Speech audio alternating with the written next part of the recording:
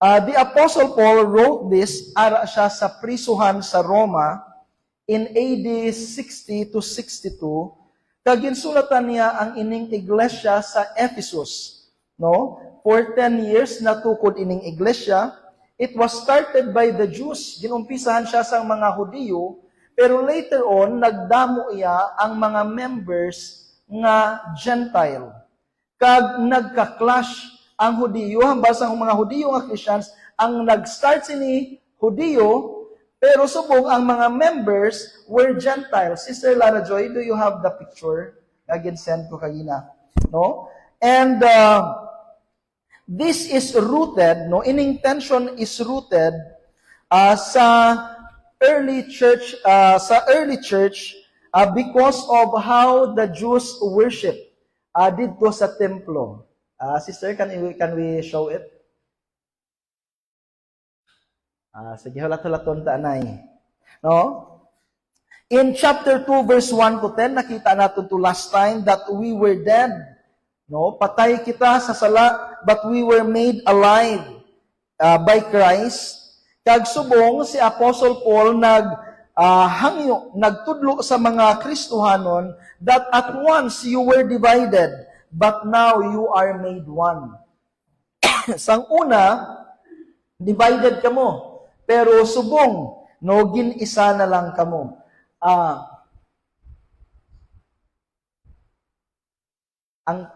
Okay, no? So, sang una, ang temple sang Jerusalem is pareho sini.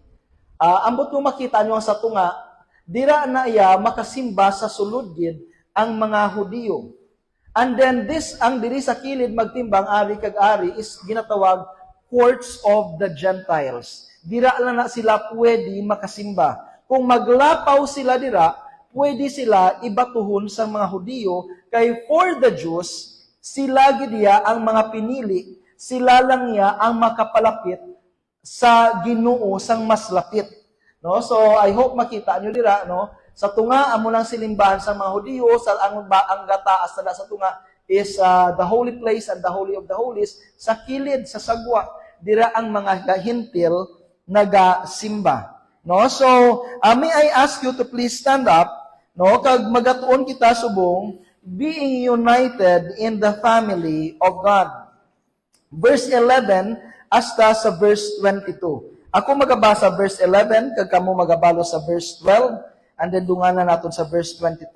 Ephesians chapter 2 verse 11. Wherefore remember that ye being in time past Gentiles in the flesh, who are called uncircumcision by that which is called circumcision in the flesh, made by hands.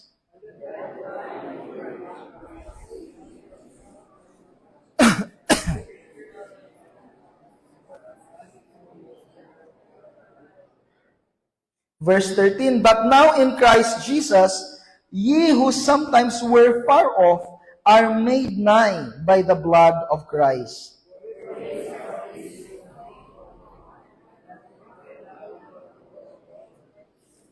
Verse 15, having abolished in his flesh the enmity, even the law of commandments contained in ordinances, for to make in himself of twain one new man, so making peace.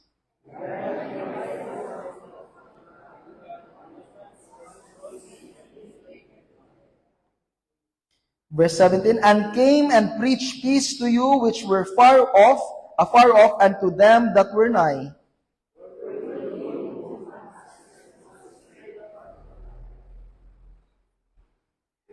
Verse 19, now therefore ye are no more strangers and foreigners, but fellow citizens with the saints and of the household of God.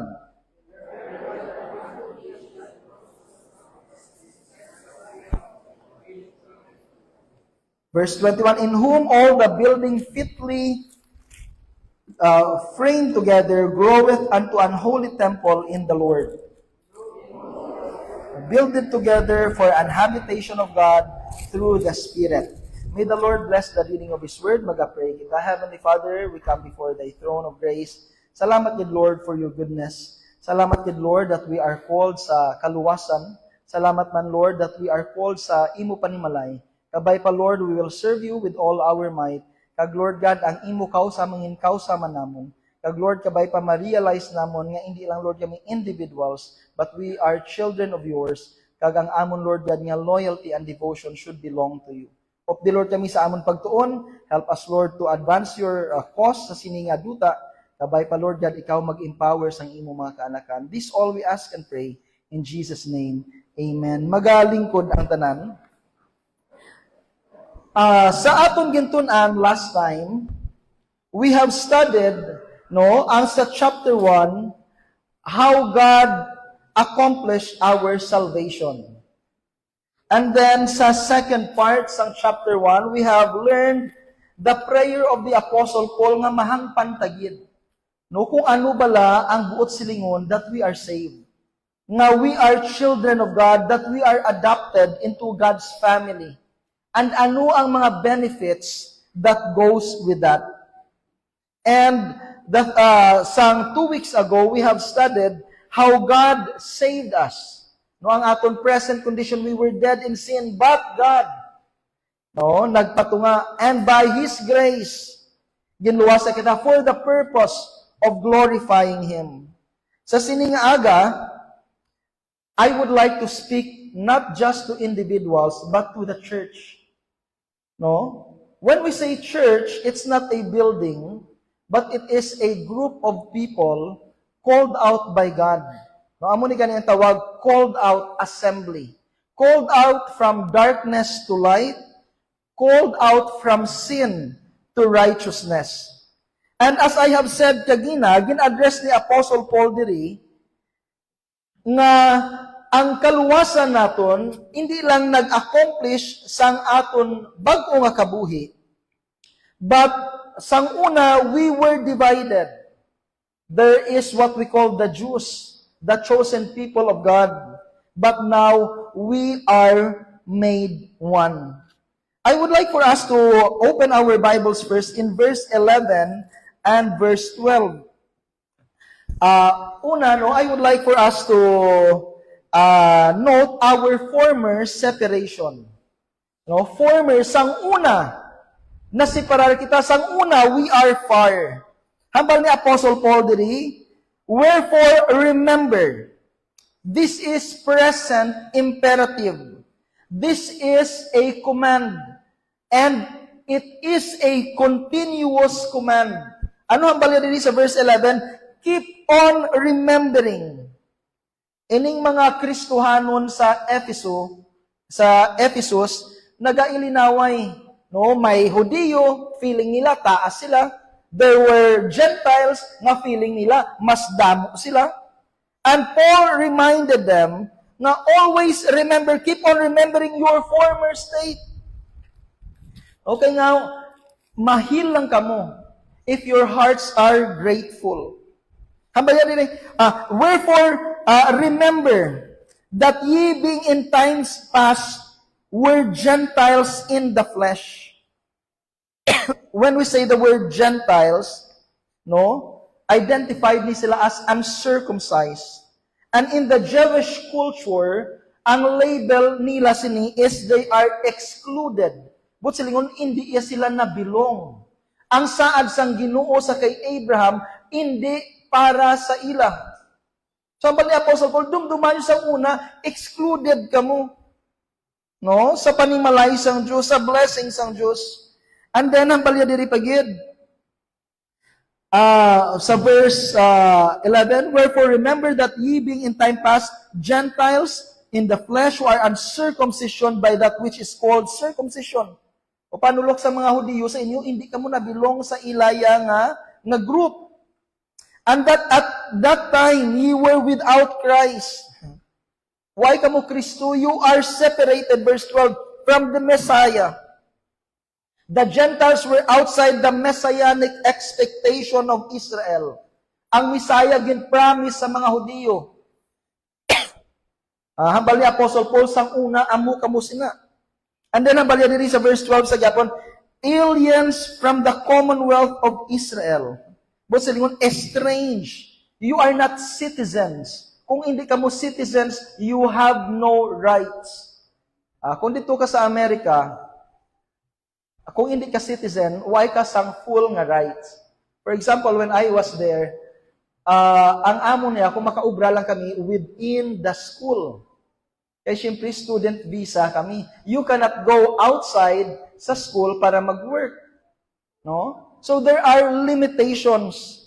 So ang balya, waay ka mo Kristo, but silingon, waay sang kamo sang Misaya nga ginapaabot sang una, hindi kamo citizen sang Commonwealth sang Israel, strangers from the covenants. You are foreigners. Ang tanan nga saad sang Diyos sa kay Abraham, ang saad niya sa kay Moses, ang saad niya sa kay David. Tanan kamo ay sina. Because you were Gentiles. And then ang balya diri, having no hope. No, you have no eschatological hope. Why kamo sang Misaya nga palaabuton kay ang Messiah was for the Jews. Amo na yang ilang ginapaabot sa ilan na gin-promise. And you are without God in the world. It doesn't mean atheism, but they were living without the true God. So, gin-explain ni Apostle Paul, ang mga Ephesian Christians, remember this. Before Christ, why ka mo Messiah, why ka man nabilong sa covenant, you are not a citizen, you have no hope, you are not in God. Do kasubong lang na asang sino kaagi kadto sa kakita sa balay nga ano gani nga sanag sa tungang gabi. Damo-damo tawo, may nagapamaskwa, may nagakinadlaw, damo-damo sa lakyan nakapark. Pero ikaw why kaya na invite ara ka lang sa sagwa? No? The door is locked. Kang ni Apostle Paul, this was you spiritually. So, ang ni Apostle Paul diri, remember. Why? When we remember, it humbles us. It removes pride. Kaysa we are too proud. Nalipat kita that our salvation, kung ano man kita subong, is all by the goodness and the grace of God. A grace that is not merited. No? Hindi bangod nga maayo kita. Hindi bangod nga we deserve it, but because God is good. I remember a pastor once said, pride dies when memory lives. Gratitude grows when we remember grace. No? Ang pagpasalamat nagatubo na. Nagausbong na. If we remember that we are a trophy of God's grace. Habaya kung may mga Kristohanon man na bugalon, a proud Christian is a forgetful Christian. Kaya nalipat siya nga, everything comes from the Lord. So therefore, to address their disunity, the Apostle Paul said, no, Christians, you have to be united. United, but remember this, ma-unite lang kamo kung ma-realize nyo nga sang una, you were outside. Hindi ka mo nabilong. Pero number 2 diri, verse 13. Makita natin diri sa verse 1, no, our former separation. Pero sa verse 14 to 18 diri, sa verse 13, our reconciliation. Pero paano kita ginpasag-uli? Hambal diri sa verse 13, but now, ang kanami diri, but now in Christ. This is a redemptive turning point. Kasubong sa verse 4, but God. It was God. No, now it's Christ. Hambal diri, verse 13, but now in Christ Jesus, you who were sometimes far off are made nigh. No? You are brought near. Kag kung padalaman mo ini sa Greek this is a passive voice. Anong buot silingon sini? You were made near. This indicates that God is the actor of our reconciliation. Kung ginpatawad man kita, kung nakapasag-uli man kita sa Diyos, it's not because of us, it is because of God. This is passive aorist. It's a completed action and it's not you who acts. No, it was God. Hambal niya diri, verse 13, but now in Christ Jesus, you who sometimes were far off. Layo ka mo sa una. Pero ginpalapit ka mo by the blood of Christ. Because of the blood that was shed on the cross, amo to gani kagina ginkanta, the beauty of the cross. This is a fulfillment in Leviticus 17:11. The life of the flesh is in the blood, and Christ fulfills our sacrificial system. Remember this, no one comes near God through morality. Hindi bangon kay maayo ka makapalapit ka sa Diyos. Hindi bangon religious ka kay makapalapit ka sa Diyos. Hindi bangon kay nabautisuhan ka makapalapit ka sa Diyos. It's only through Christ's atoning blood. No? Amo na gani, we always say, solos Christos. Not the church, not religion, but only Christ, because that is what the Bible says. Stop trusting your works. Nami man na that we do good because we are saved. Hindi we do good to be saved. Rest in Christ's finished work. You are near because of Christ, not because of you.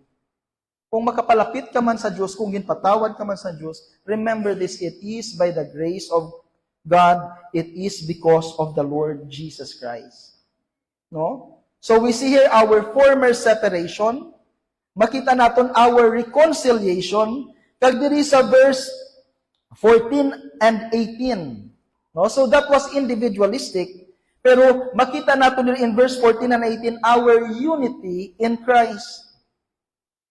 Akaginang amon nga Sunday school, it's about unity as well, no? Nga isa lang kita kalawas ni Kristo, but there are many members. Verse 14 diri, for He is our peace. Oh? He Himself, Jesus is not merely, peace is not merely a gift from Christ, but Christ Himself is our peace, who had broken down the middle wall of the partition between us. Sa liwat, dumduman nyo ang templo sa Jerusalem, sa tunga, makasimba ang mga Hudiyo, sa kilid, sa sagwa, sa outer courts, sa courts of the Gentiles, dira lang ang mga hintil, ang mga hindi Hudiyo makasimba.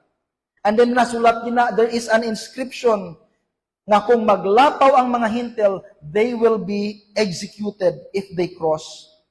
Pero Christ removes this spiritual barrier. No, ano pag idirihan balya?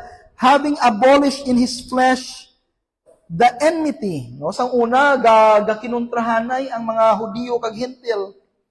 Ining mando nga bawal mag-cross, no, sa pagsimba sa Dios nga may there is difference. Again, abolish na ni Kristo. Why? Because Christ fulfilled the law. Ang abolish diri, He nullified it.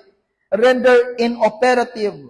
This ceremonial boundary nga nag-separate sa Jews kag sa Gentiles, ginkakas na ni Kristo. And then, ang balya diri pagid. Verse 15, verse 15 contain in ordinances, for to make in Himself of twain, no? Ining duwa, ining Gentile and Jew, one new man. Ang word diri is kainos sa new. The word new here is not new in time, but new in kind. This means that the church is a new humanity. And then makita natin pagidiri in verse 16, that He might reconcile both the Gentiles and the Greek and the Jews unto God in one body. No? Si Kristo nag-reconcile, nag-isa na lang sa Hudiyo kag sa Hintil. And then makita natin diri sa verse 17, and came and preached peace to you which were afar off, unto them that were nigh. For through Him, sinuning Him si Jesus Christ, we both have access by one Spirit unto the Father. So makita natin diri the Trinitarian access. No? Paagi kay Kristo, through the Son, by the Spirit, to the Father. So anong bot silingon? The gospel destroys barriers, ining ethnic pride, ining social division, ining cultural hostility. Christianity is not a social engineering. It is a gospel transformation. No? Subong may away, may giyera sa Iran versus Israel. May ceasefire, no? Ang balya, peace is not just a ceasefire or a treaty. Peace is when enemies becomes family. And this is what the Lord Jesus accomplished for us, no? Ang pamangkot diri, no? Anong application naton? If Christ broke the wall, kung ginguba na ni Kristo ang wall that separates the Gentiles from the Jews, nakaisa mahilig kita ya mag-wall. May ginapaboran kita. We love division. We feel nga lain gid kita ya, we are exclusive. Remember this, Christian, the church must reflect the gospel unity. No? Manggaranon ka man, you belong to the body of Christ. Igado ka man, you are important in the kingdom of God. Alam ka man, magamit ka sa Diyos sa imo nga gift, hindi ka man amuna ka-talented, God still can use you sa pag-advance ng iya buluhaton.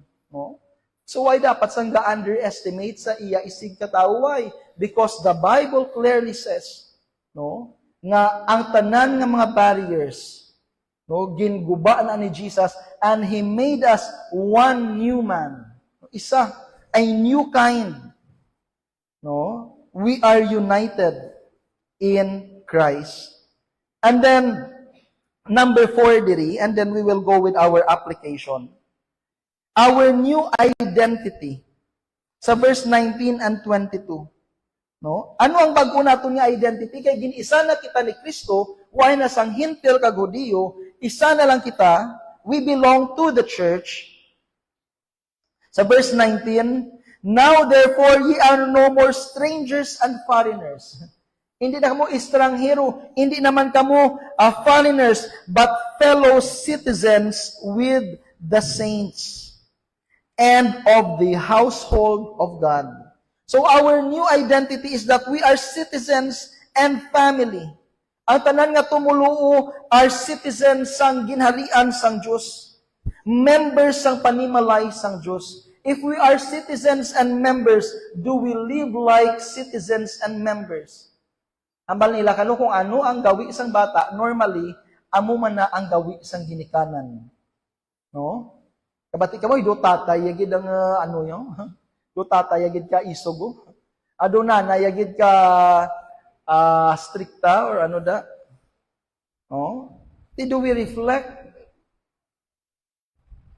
as members of the family of God? Do we reflect God in our lives? And then, hambali pagidiri, and are built, our identity is we are built upon the foundation of the apostles and prophets.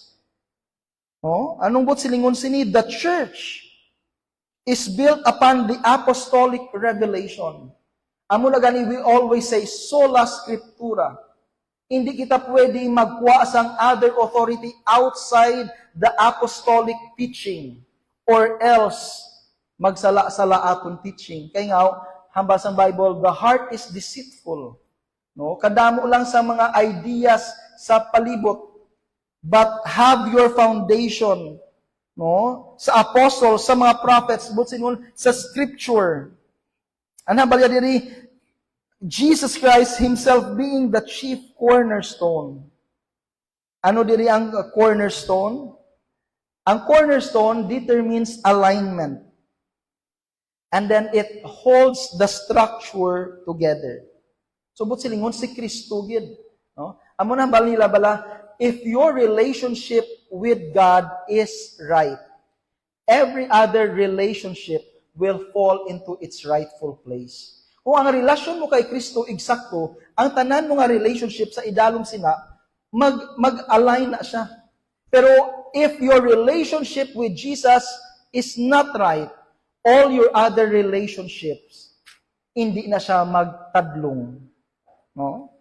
Why? Because Jesus is the cornerstone. He is the structure that glues us together.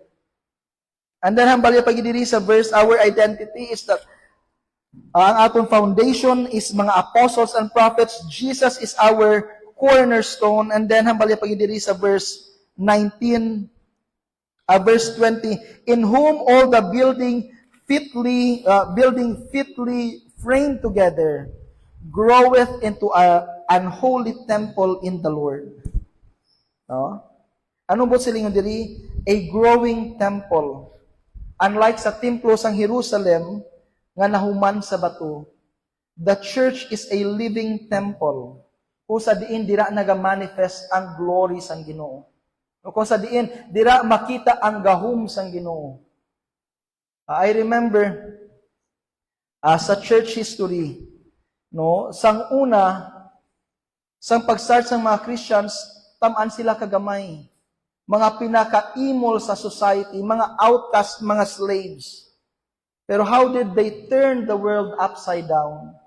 Paano nagbaliskad ang kalibutan? Because it was God who did a mighty work through them. Oh, so kita man, no, remember this, we are the temple of the Holy Spirit. The third person of the Trinity resides in us. Kag sa iya waay sang imposible, and we can do great things for the glory of God. And then hambalya diri pagid sa verse 22, hindi lang holy temple in the Lord, in whom ye also are builded together for an habitation of God. We are the dwelling of God. God's presence now dwells not in building, but in His people. No? So this is what the apostle says. Hindi lang kamo linuwas, but you belong to the family. You have your foundation. You have Jesus as your foundation. Therefore, ano ang ginahambalya diri? The gospel removes pride. Kaya nga, why man sang mga Christian, kapag katawo mo, Christian ka na nga daan. No? You were born outside of the kingdom, but by God's grace, gindalaya ikaw sa iya panimalay.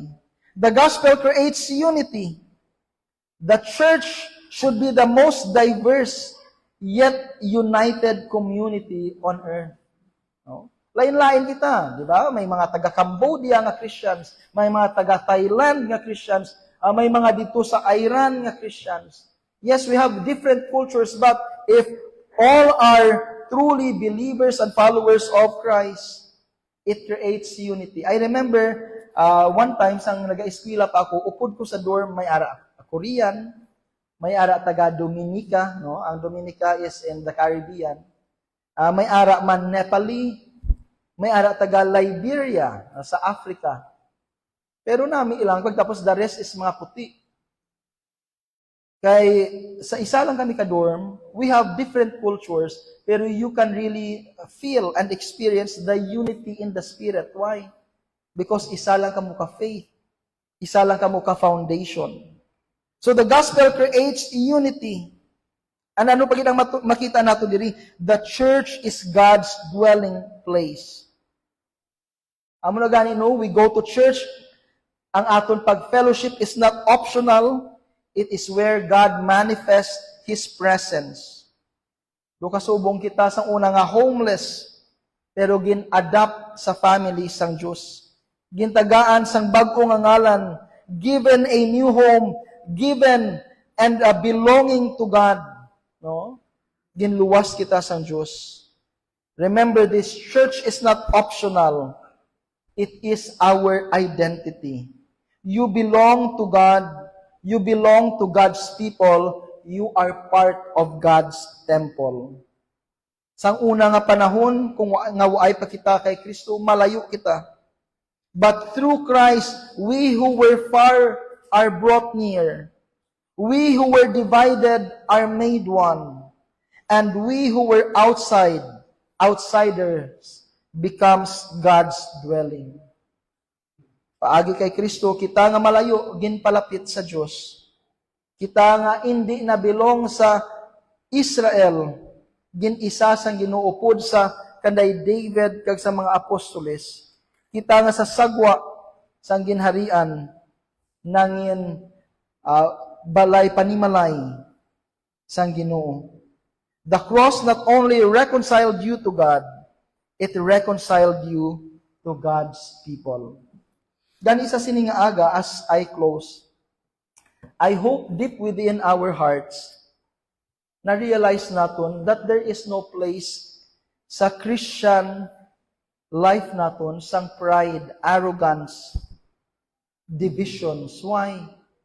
Because of the grace of Christ. No? Ang grace siya malang ang nagbatak sa aton. No? Habasang Bible, sang isang kanta, nagbatak sa aton gikan sa lunang sang kasalanan. And I hope madumduman ta ni, ma-recognize ta ini, kag I hope no, mag-isagid kita sa kausa sang Ginoo, mag-isa kita sa pag-alagad sa Dios, mag-isa kita sa pagsimba sa Ginoo. Kaysa diin no, hamba sa Bible, God dwells in His people. Hindi na subong sa templo, kundi sa iya na mga kaanakan. And I hope as sa Old Testament, makita ta ang gahom, ang miracle sa Ginoo, ang presence sa Ginoo sa templo. Masapwan man, magsanag man, no, ininga testimony sa mga kaanakan sang Dios. That we are a temple, the temple of God. The Holy Spirit can manifest His presence and power through us. No, kagkabay pa mag-isa kita sa pagsunod sa aton Ginoo. Napangabay tanan sa pagduko sang aton mga ulo. Iyong sang aton mga mata. Our message is mostly theological, but there are great applications. Una dito, gin-remind sila ni Apostle Paul who they were once. Sino ka mo sang una? Sometimes it's easy for us to brag and to boast, to be proud. Amo ako sini, amo ni nang lambot ko, but without Christ, sino ka? Outside of the kingdom, deserving the wrath of God. Separated, no hope, no God. But thank God, because of the reconciliation brought by Jesus, sa iya dugo, sa iya kabuhi, sa iya kamatayon sa cross, amuning naglapit sa aton sa Ginoo. Have you thanked the Lord? Have you pledged your devotion to God? Kay base kay isa, we take God for granted. We take His grace for granted. And remember this, gin-isa na kita sang Ginoo. There should be no social divisions. Dapat mag-isa kita sa kausa, sa pag-alagad, sa pagtibong sa ngalan sang Ginoo. So, are you doing your part? You may say, well, I go to church. Well, that's good. But can you do more? Is that all that you can do, or can you do more? Ask God, Lord, give me the desire. Give me the opportunity. Give me the heart to do more. Because I belong to your family. And if you are not yet saved, hindi ka pa sure, remember this, ang aton salvation is not on our hands, but nabilong sa kamot sang Ginoo. Ang aton kaluwasan is by Jesus Christ alone. So have you accepted Jesus as your Savior? Have you trusted Jesus as your Savior? Is Jesus the Lord of your life? Talikdi ang kasalanan, magpanumbalik sa Diyos. Trust in Jesus and commit your life to Him. And He said, I will give you rest, I will give you eternal life, and you will belong to the family of God. Kung hindi ka pa sure na saved ka today, istorya ang Diyos or talk to someone here, and you will be assured paagi sa Bible on how to be right with God. Mag-pray kita. Heavenly Father, salamat kay Lord sa imo kaayo. Thank you, Lord God, for the reality that we are one in you. That because of what Jesus did, we belong to your family. Kagabay pa, Lord, magtudlo ini sa amon sang responsibility. Natagsa-tagsa sa amon, Lord God, we will do our part to serve you. We will do our part sa pag-advance sang imo, Lord God, nga gospel. And I pray, Lord God, that it would diminish sang pride. It will teach us to be humble, realizing nga only by your grace, nga nangin kabahin kami sang imong panimalay, only by your grace, that we were given the citizenship, the rights to be called your children. Help us, Lord, to remember this reality. Kagkabay pa, Lord, mag-isa kami as your temple, na mapakita, Lord, sa sining madulom nga kalibutan, that the God that we serve is a living God. The God that we serve is a holy God. The God that we serve is a powerful God. And He works miracles in us and through us. So bless us, O Lord. Bless the members sa Sininga Church. Bless, Lord God, ang mga missionaries namon. Kabay pa, Lord, magbuylugid kami sa pag-advance ng imong ginharian. This all we ask and pray in Jesus' name.